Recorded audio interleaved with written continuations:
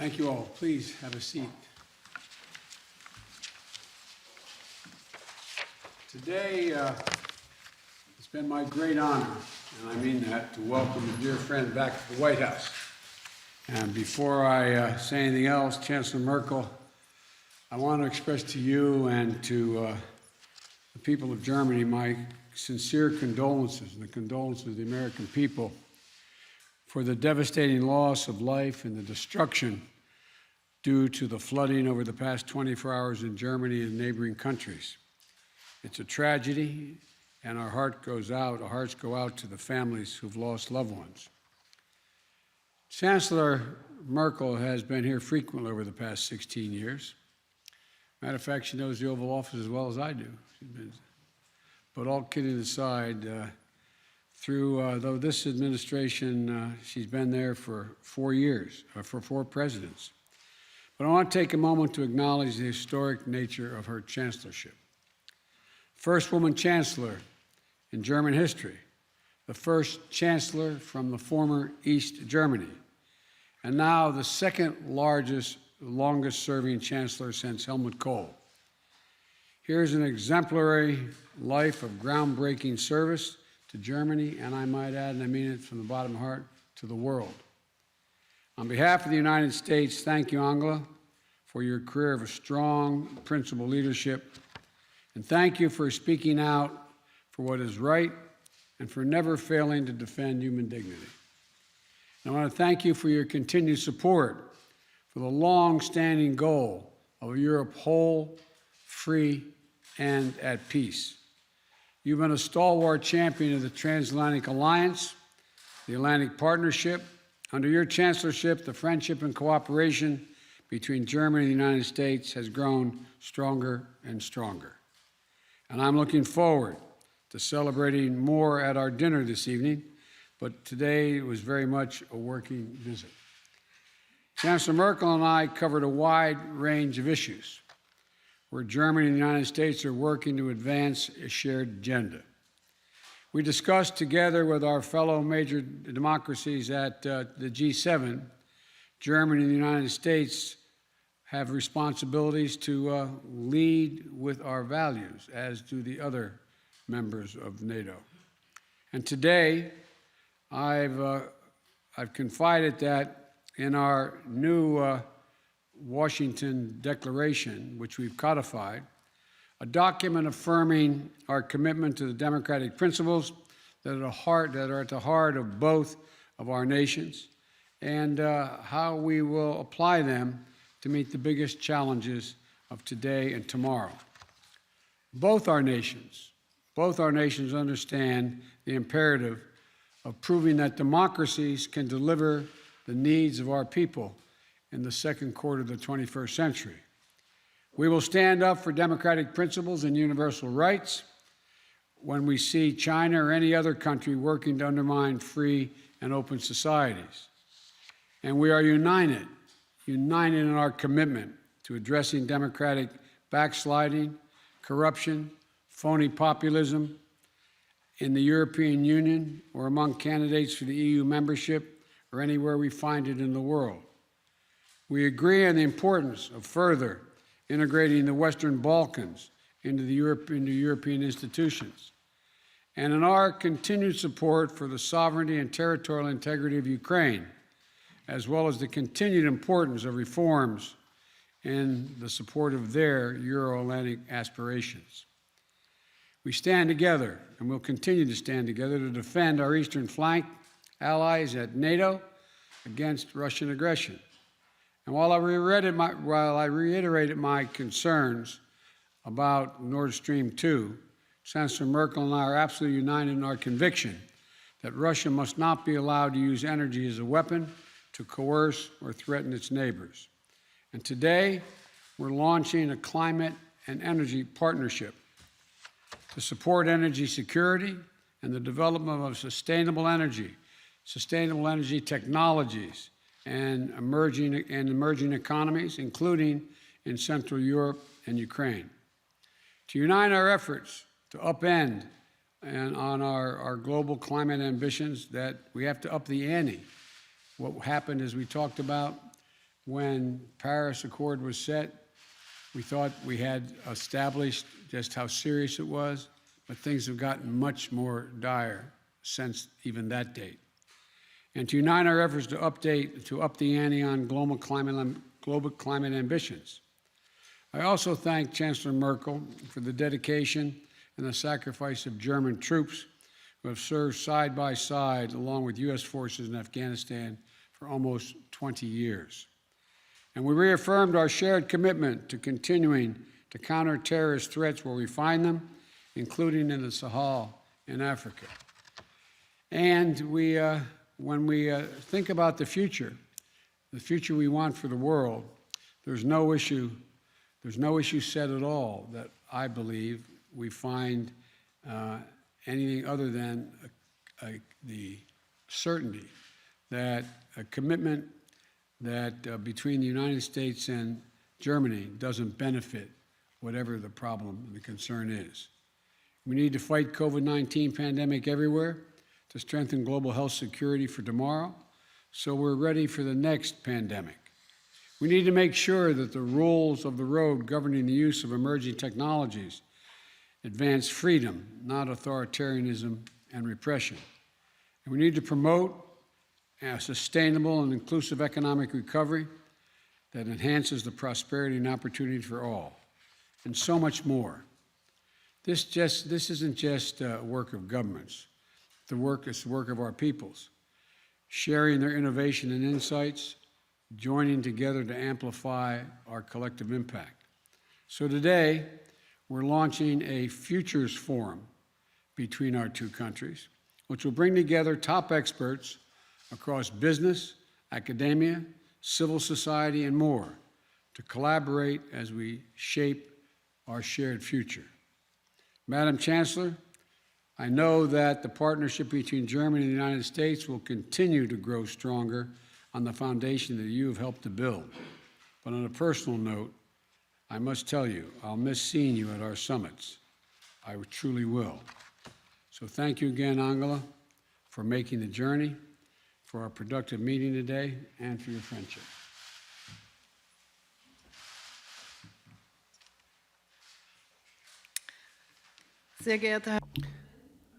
Mr. President, dear Joe, first of all, I would like to thank you most warmly for the condolences and the empathy you expressed as regards the victims to the floodings in Germany. And I would like to ask for your understanding that I need to address this matter with a few words, because in North Rhine-Westphalia and Rhineland-Palatinate, the day is already drawing to a close, a day that is characterized by fear, by despair, by suffering, and hundreds of thousands of people all of a sudden were faced with catastrophe.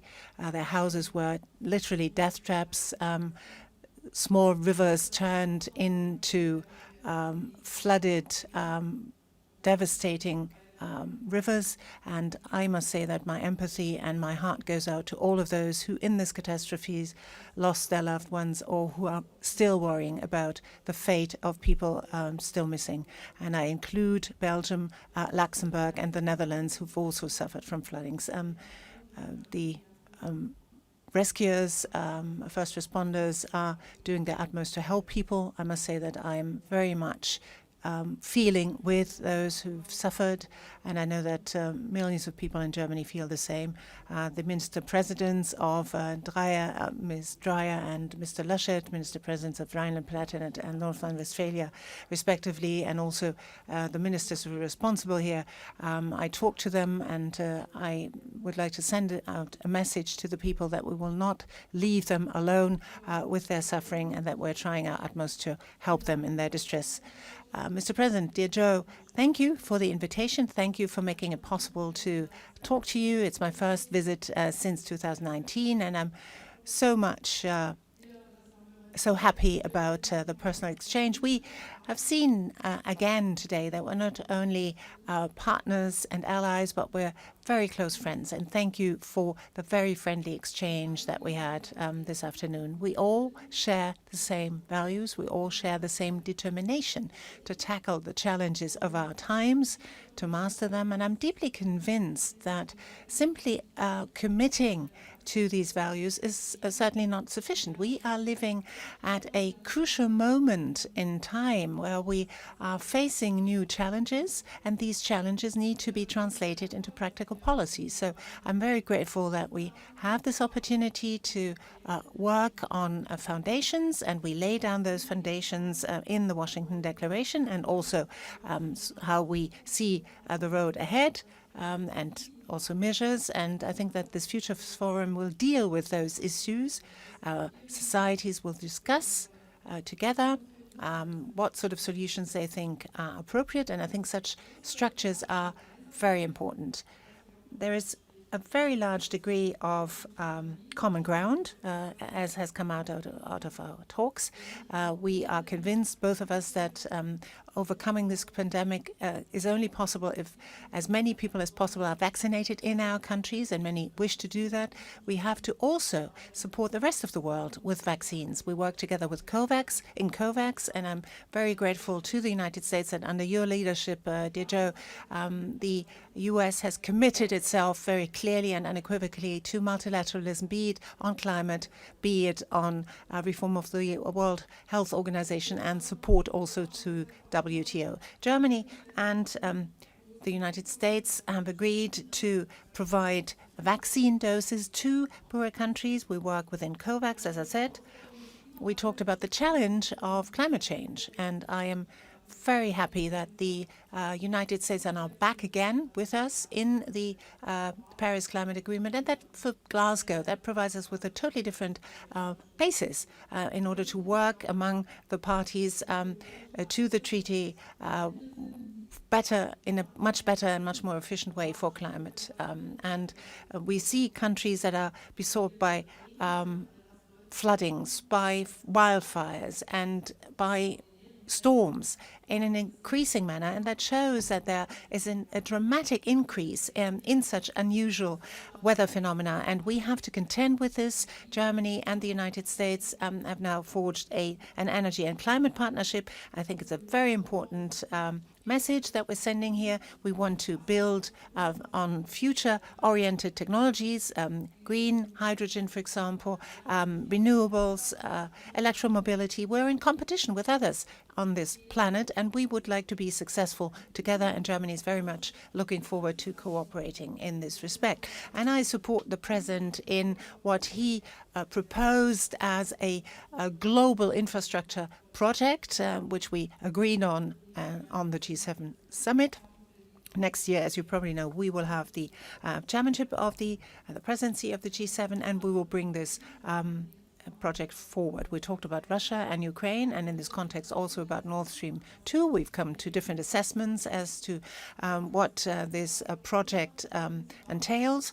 But let me say very clearly, our idea is and remains that Ukraine remains a transit country for natural gas, that Ukraine, just as any other country in the world, has a right to territorial sovereignty, which is why we've become engaged and continue to be engaged in the Minsk process. We will be actively acting should Russia not respect this right of Ukraine that it has as a transit country.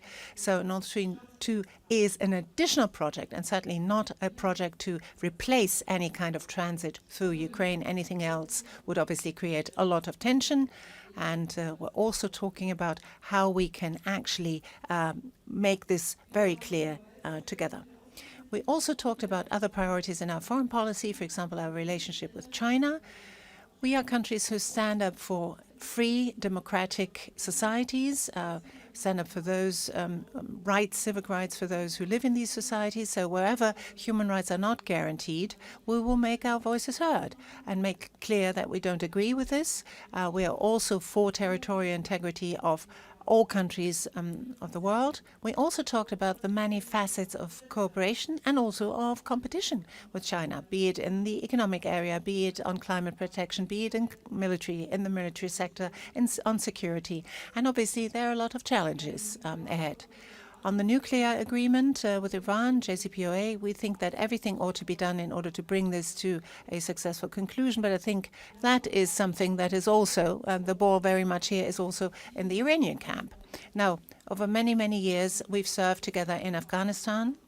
We've been able to contain, to a certain degree, terrorist dangers, but unfortunately we have not been able to build a nation as we would like it to look. And still, I would hold it was a good partnership, has been a good partnership with the United States all throughout its experience, also very good contacts between our soldiers. Our soldiers greatly appreciated that.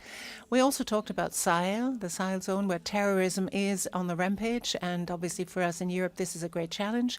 And also for the countries on the ground, we're very grateful to the United States for their mission in order to contain and push back against these terrorist advances. We also have drawn up we've also agreed on a German-American dialogue between our business communities, because we have considerable trade links and we wish to build on this. And obviously the economy and economic ties are of prime importance to us. It was a very, very good exchange. We're close partners. I would like this to remain even after I have left office. And I think with this visit, we probably paved the way to make it possible to also create formats where we can exchange, because the world will continue to be a place that is full of challenges. So thank you very much for making it possible for us to tackle those together. Thank you. Thank you very much. We're each going to take 2 questions, and I'm going to begin by recognizing Steve Portnoy and congratulate you on your new role as president of the White House Correspondents Association. Thank My you, sir. sympathies. No, but thank you. I appreciate that, sir. On behalf of the press corps, thank you. And we're looking forward to the day we can have even more reporters all the way to the back of the room. So thank you very much. I have a couple of questions for you, also a question for the Chancellor. But Mr. President, with respect to Latin America and the developments there in the last week plus, Yes. what are the circumstances under which you would send American troops to Haiti? That's the first question. The second question is, when it comes to Cuba, what is your current thinking on American sanctions toward Cuba and the embargo? And today your press secretary said that communism is a failed ideology. I assume that's your view. I was wondering if you could also give us your view on socialism.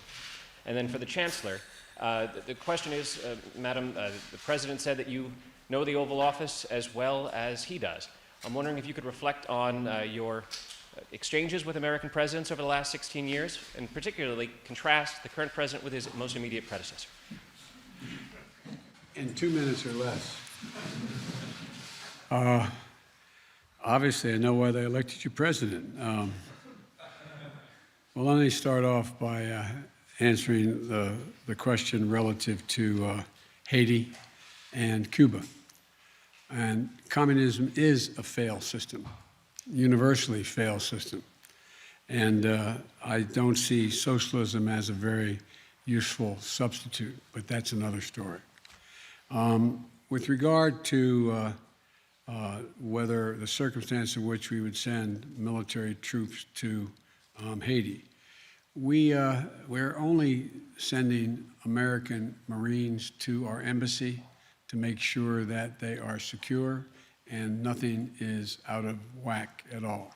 But the idea of sending American forces into Haiti is not on the agenda at this moment, number one. Number two, with regard to Cuba, Cuba is unfortunately, a failed state in repressing their citizens.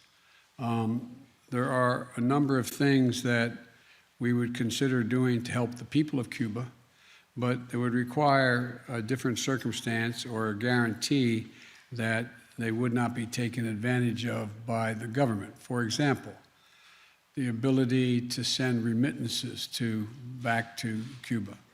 I would not do that now because the fact is it's highly likely that the regime would confiscate those remittances or big chunks of it. with regard to they need COVID they have a COVID problem in Cuba, I would be prepared to give significant amounts of vaccine if, in fact, I was assured an international organization would administer those vaccines and do it in a way that average citizens would have access to those vaccines. One of the things that you did not ask, but we're considering, is they have cut off access to the internet. We're considering whether we have the technological ability to reinstate that access. And I think I've answered your questions. Thank you.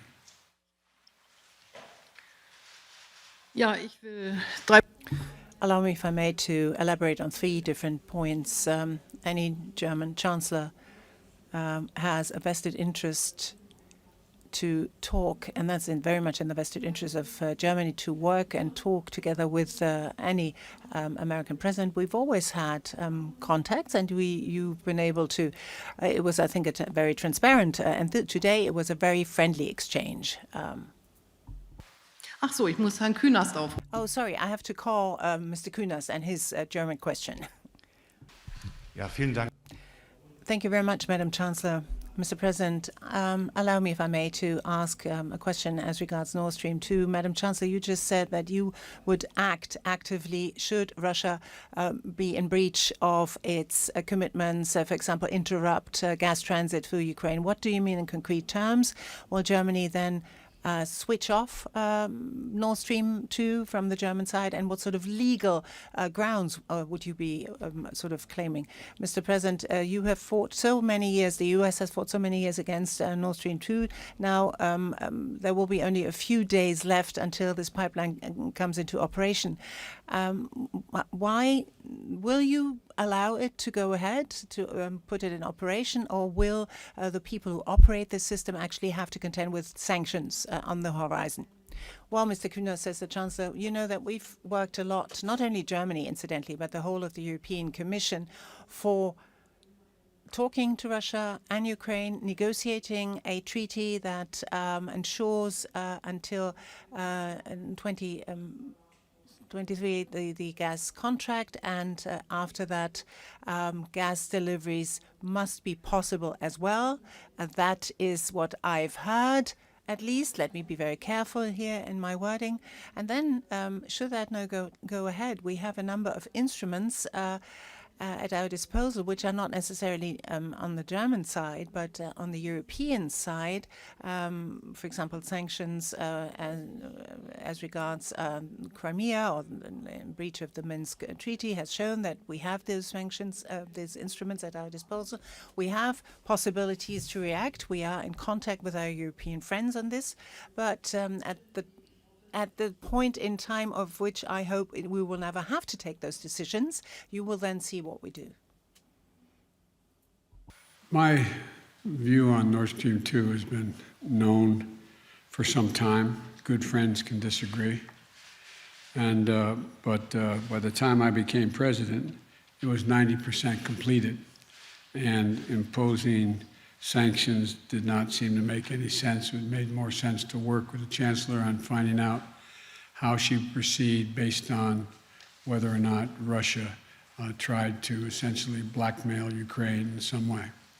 And so the Chancellor and I have asked our teams to look at practical measures we could take together, and whether or not Europe energy security, Ukraine security are actually strengthened or weakened based on Russian actions. And so this is we'll see. We'll see.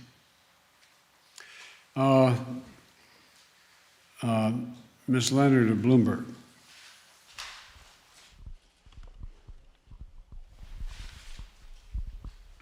Can I hold it? Okay. Thank you, Mr. President. I have 2 questions for you, and then some for Chancellor Merkel as well. Your administration tomorrow is issuing a business advisory for Hong Kong. I was wondering if you can explain why you think that is necessary. And then secondly, on your Build Back Better agenda, have you spoken to Senators Manchin and Sinema about the $3.5 trillion framework, and are you confident that they'll be on board at that level? And if they demand that you lose some components, will you be able to keep progressives on board? Und nun zu Ihnen, Frau Kanzlerin. China war natürlich auch auf der Agenda. Ich wollte Sie fragen, ob Sie I wanted to ask you whether you have a feeling that after the talk with President Biden, he better understands your viewpoint as regards China, or whether the situation is still tense, whether there's still decoupling, and secondly, whether you think that the United States has contributed enough to vaccinate the rest of the world, or do you think it's is it appropriate for children in the United States being vaccinated, children below the age of 12, while adults in other countries have no chance to get vaccinated? That's all. I thought I said we'd take 2 questions, but I guess that translator would take 2 questions or more from each person called on. Let me talk about the business advisory. The situation in Hong Kong is deteriorating, and the Chinese government is not keeping its commitment that it made how it would deal with Hong Kong. And so it is more of an advisory as to what may happen on Hong Kong. It's as simple as that and as complicated as that. With regard to, am I confident? I'm supremely confident that everything's going to work out perfectly in terms. Look, I understand why the press, among others, is skeptical that I can actually get this deal done on infrastructure and on human infrastructure. And I've watched and listened in the press, declared my initiative dead at least 10 times so far. I don't think it's dead. I think it's still alive. I still have confidence we're going to be able to get what I proposed and what I've agreed to in a bipartisan agreement on infrastructure. We've each committed, I trust the members of the Republican senators who have made the commitments relative to how we should proceed with, and what would be included in the package for infrastructure. And they're men and women of honor, and I expect they would keep their commitment.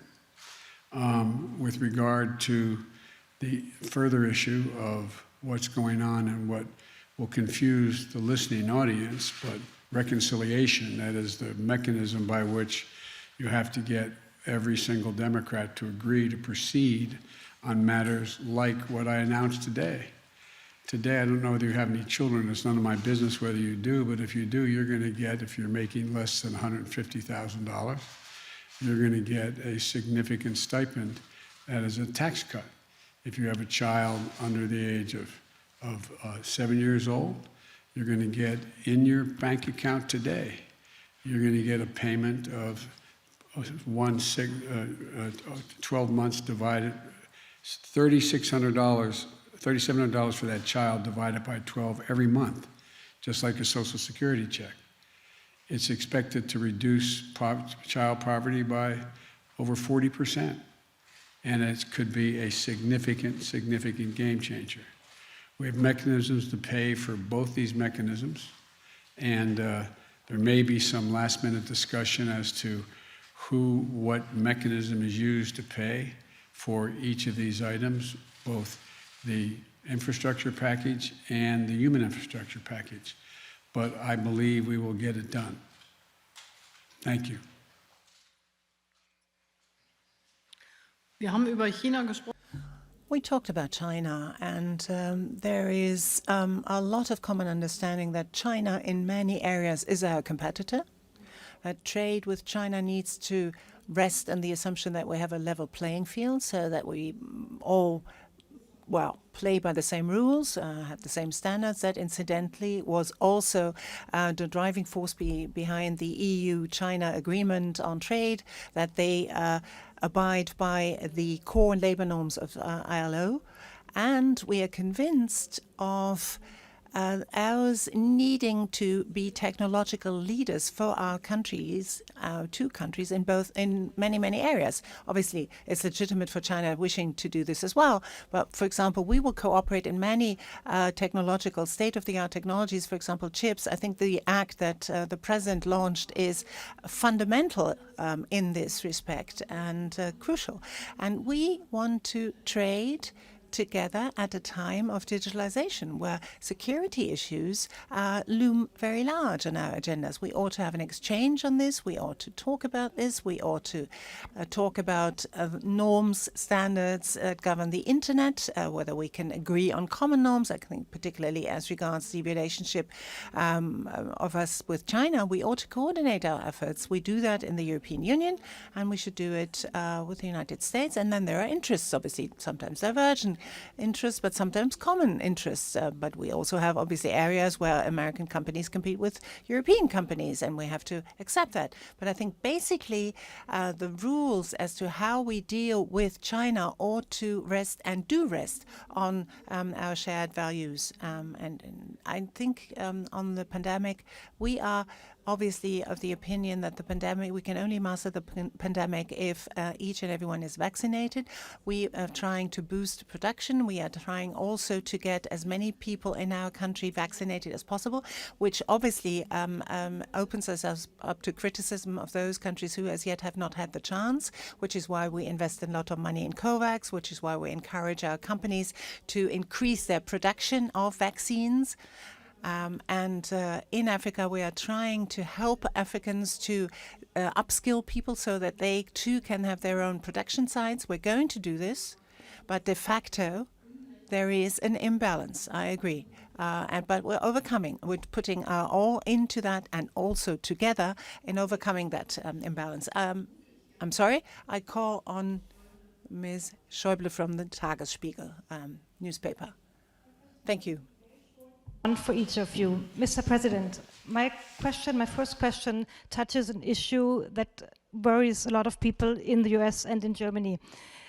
Can you explain to us why there still is a travel ban for people coming from Germany or other states of the European Union, while people from Turkey, where the number of new cases are 7 times as high, can come? You have repeatedly said that you're following scientific data. What is the main argument for not lifting that travel ban for the Schengen region? And Chancellor Merkel, Sie haben mit den... You talk to the business companies here.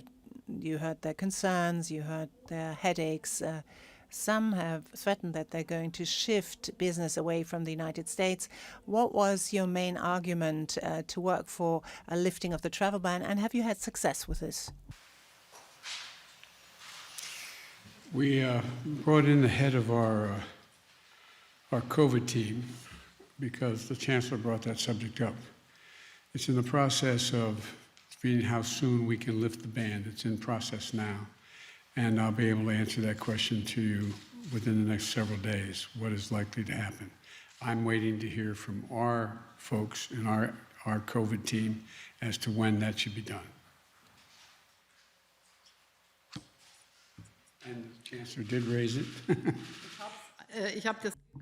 I did raise the issue, yes. And got the same answer that the President gave you just now. The COVID team is evaluating the matter. We had an exchange on, in both areas, the Delta variant actually being on the increase. That is, again, a new challenge to both of us. And obviously, before such a decision, one has to reflect, and it has to be a sustainable decision. It is certainly not sensible to have to take it back after only a few days. So I have every confidence in the American COVID team. Having been here many times, if we don't leave right now, we're going to miss dinner. Chancellor and I have a dinner with a number of folks, and very shortly. So thank you for your attention, and thank you for your questions. Thank you. Thank you.